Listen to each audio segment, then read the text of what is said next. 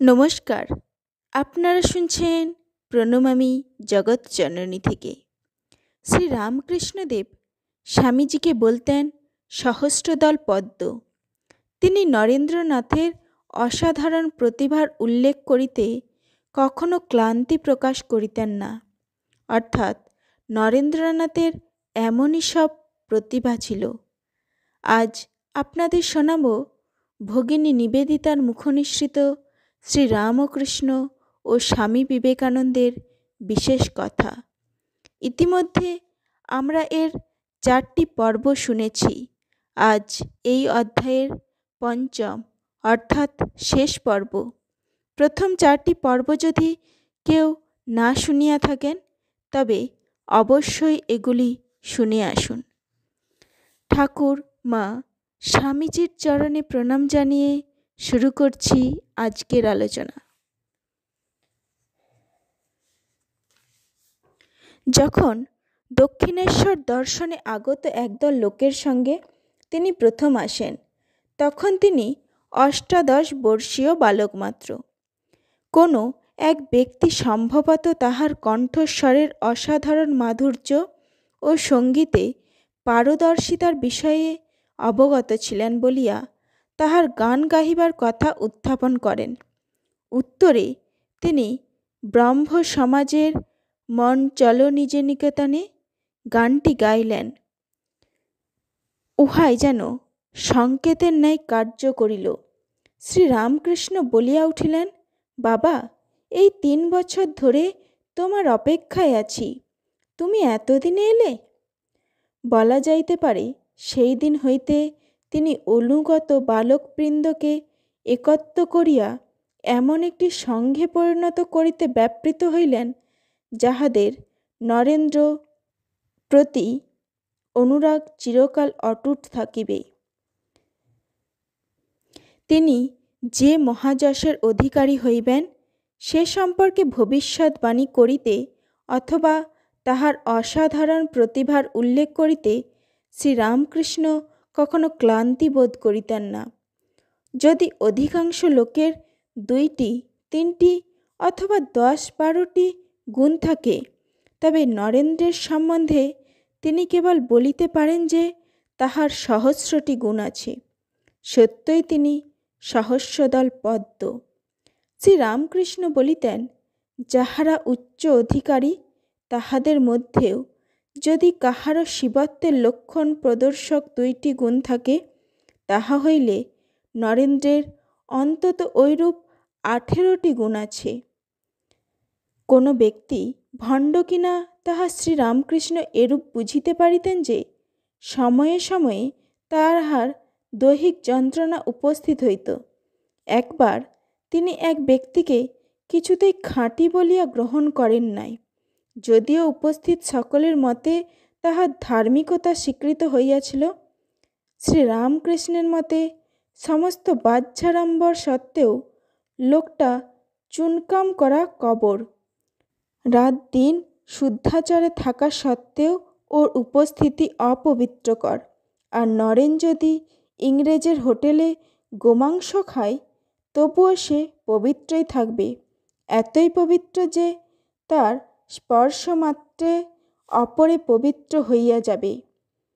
এইভাবে নানা কথা বলিয়া তিনি ভবিষ্যতে নেতৃত্ব গ্রহণ করিবেন যে শিষ্য এবং অপর যাহারা সহায়ক হইবেন, এবং উভয়ের মধ্যে কতকগুলি বিশেষ গুণের ওপর সুপ্রতিষ্ঠিত একটি স্থায়ী সম্পর্ক গড়িয়া তুলিবার চেষ্টা করিতেন।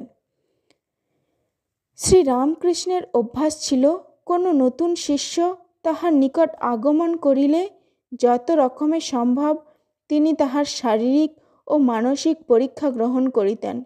কারণ সুদক্ষ বৈজ্ঞানিকের নিকট একটি কলের নমুনা যেরূপ অর্থপূর্ণ, মানব শরীরের প্রত্যেক অঙ্গ প্রত্যঙ্গ শ্রীরামকৃষ্ণের শিক্ষিত দৃষ্টিতে ঠিক সেইরূপ অর্থপূর্ণ বলিয়া প্রতীত হইত। এই পরীক্ষাগুলির মধ্যে আবার একটি ছিল নবাগতকে ঘুম পাড়াইয়া নিদ্রাকালে তাহার অবচেতন মনের গতিবিধি লক্ষ্য করা। শুনিয়াছি বিশেষ সংস্কারবান ব্যক্তিগণকে তিনি এই অবস্থায় নিজ পূর্বজন্ম বৃত্তান্ত বর্ণনা করিয়া দিতেন এবং যাহারা নিম্ন অধিকারী তাহাদের প্রশ্ন করিয়া এই বৃত্তান্ত জানিয়া লইতেন।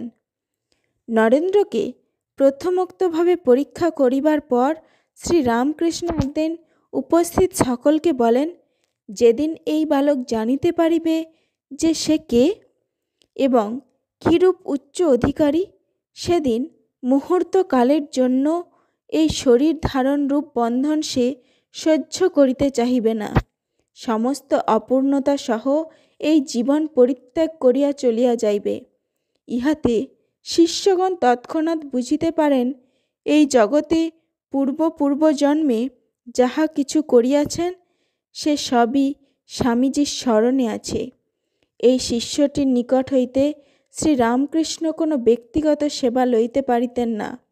পাখার বাতাস করা, তামাক সাজা এবং অন্য সহস্র রকমের ছোটোখাটো সেবা সচরাচর গুরুর জন্য শিষ্যেরা যাহা করিয়া থাকে সে সমস্তই শ্রীরামকৃষ্ণের জন্য অপরে করিত।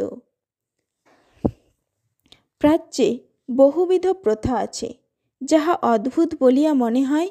ওই সকল প্রথার মধ্যে আবার জাতির দিক দিয়া উচ্চ নহেন এরূপ ব্যক্তির রন্ধন করা খাদ্য গ্রহণের বিরুদ্ধে যে সংস্কার তাহা অতিশয় দৃঢ়মূল। আর এই বিষয়টি স্বামীজির গুরুদেব মেয়েদের মতোই মানিয়া চলিতেন। কিন্তু তিনি নিজে যাহা খাইতেন না, প্রিয় শিষ্যকে তাহা অনায়াসে দিতেন। কারণ তিনি বলিতেন, নরেন্দ্র জ্বলন্ত আগুন, সমস্ত অপবিত্রতা দগ্ধ করিয়া ফেলিবে। আবার বলিতেন, এই বালকের ভিতরে যে ঈশ্বরীয় সত্তা তাহা পুরুষ সত্তা এবং তাহা নিজের হইল স্ত্রী সত্তা। এইরূপে প্রশংসার ভাব পোষণ করিয়া যাহার সহিত প্রকৃত শ্রদ্ধার ভাবই মিশ্রিত ছিল, এই বিশিষ্ট বালকের উচ্চ ভবিষ্যৎ সম্পর্কে তিনি একটি বিশ্বাসের সৃষ্টি করিয়া গিয়াছেন। তাহার দেহত্যাগের পর এই বিশ্বাস স্বামীজির বিশেষ কাজে লাগিয়াছিল। উহাই তাহার সর্ববিধ কর্মকে প্রামাণ্য ও সমর্থন দেয়। কারণ স্বামীজি ছিলেন সর্বপ্রকার বন্ধন মোচনের কর্তা। ইহাও একান্ত প্রয়োজনীয় ছিল যে তাহার চারিপার্শ্বে এমন কয়েকজন থাকিবেন যাহারা স্বামীজির এবং অলস আত্মসুখান্বেষী ব্যক্তিগণের আচার লঙ্ঘনের মধ্যে যে আকাশ পাতাল প্রভেদ তাহা হৃদয়ঙ্গম করিবেন। আমরার ভারতবাসের প্রথম দিকে যে বিষয়টি প্রবলভাবে আমাকে বারংবার সর্বাপেক্ষা আকৃষ্ট করিয়াছিল তাহা হইল এই সংঘের অন্যান্য ভ্রাতৃগণ তাহাদের ওপর ন্যস্ত কার্যের এই অংশ যার পরনায় নিষ্ঠার সহিত পালন করিতেন। গোঁড়া হিন্দুয়ানির কঠোরতম আচার নিষ্ঠা অথবা তপস্যার ছাঁচে যে সকল ব্যক্তির জীবন গঠিত হইয়াছিল তাহারাও তাহাদের নেতা কর্তৃক শিষ্যরূপে গৃহীত ইউরোপিয়ানগণকে সহিত একত্রে ভোজন করিতে রাজি ছিলেন। হয়তো মাদ্রাজে কেউ স্বামীজিকে জনৈক ইংরেজ ও তাহার স্ত্রীর সহিত একত্র আহার করিতে দেখিয়াছিল। হয়তো কেহ বলিল, পাশ্চাত্যে অবস্থানকালে তিনি কখনো কখনো মদ্য মাংস স্পর্শ করিতে বাধ্য হইয়াছিলেন।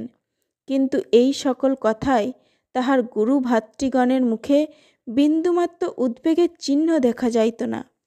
স্বামীজির ওই প্রকার আচরণের ভালো মন্দ বিচার করা, কারণ দেখাইয়া বুঝাইয়া দিবার চেষ্টা করা, এমনকি আদৌ উহার সঙ্গত কারণ বা যুক্তি ছিল কি না তাহা জিজ্ঞাসা করাও তাহারা নিজেদের কর্তব্য বলিয়া মনে করিতেন না। তিনি যাহাই করুন, যেখানেই তাহাদের লইয়া যান, তাহাদের কাজ হইল অবিচলিতভাবে তাহার পার্শ্বে স্থান গ্রহণ করা। আর একথা নিঃসন্দেহ যে স্বামী বিবেকানন্দ ব্যতীত শ্রীরামকৃষ্ণ সংঘ যেমন অর্থহীন হইয়া দাঁড়াইত, এই গুরু ভ্রাতাগণ পশ্চাতে না থাকিলে বিবেকানন্দের জীবন এবং পরিশ্রম বিফল হইয়া যাইত।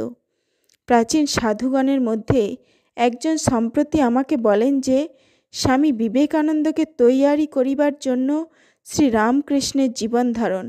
বাস্তবিক কি তাই? অথবা জগন্মাতার অখণ্ড মহত্তর বাণীর এক অংশকে অপর অংশ হইতে নিশ্চয়পূর্বক পৃথক করিয়া দেখা যেমন অসম্ভব, এই দুই মহাজীবনকেও পৃথক করিয়া দেখা কি তেমন অসম্ভব নয়? এই সকল জীবন সম্যকরূপে আলোচনা করিতে গিয়া প্রায়ই আমার এইরূপ মনে হইয়াছে যে শ্রীরামকৃষ্ণ বিবেকানন্দ নামক একটি আত্মা আমাদের মধ্যে আবির্ভূত হইয়াছিলেন এবং তাহারাই জীবনালোকে বহু মূর্তি দৃষ্টিগোচর হইয়াছিল। কয়েকজন এখনও আমাদের মধ্যে বর্তমান, আর তাহাদের কাহারও সম্পর্কে পূর্ণ সত্যতার সহিত একথা বলা চলে না যে তাহার নিজের অথবা অপর সকলের সহিত জড়াইয়া যে কর্মক্ষেত্র, তাহার এখানেই শেষ। নমস্কার, আজ এই পর্যন্তই। পরবর্তী পাঠ ও আলোচনা নিয়ে খুব তাড়াতাড়ি উপস্থিত হব। ততক্ষণ সকলে ভালো থাকুন। প্রণমামি জগৎজননীতে নতুন হয়ে থাকলে এটি সাবস্ক্রাইব করে পাশে থাকা বেল নোটিফিকেশন অন করে রাখুন। এ ধরনের আরও ভিডিও সবার আগে পেতে লাইক, শেয়ার ও কমেন্ট করুন। ধন্যবাদ।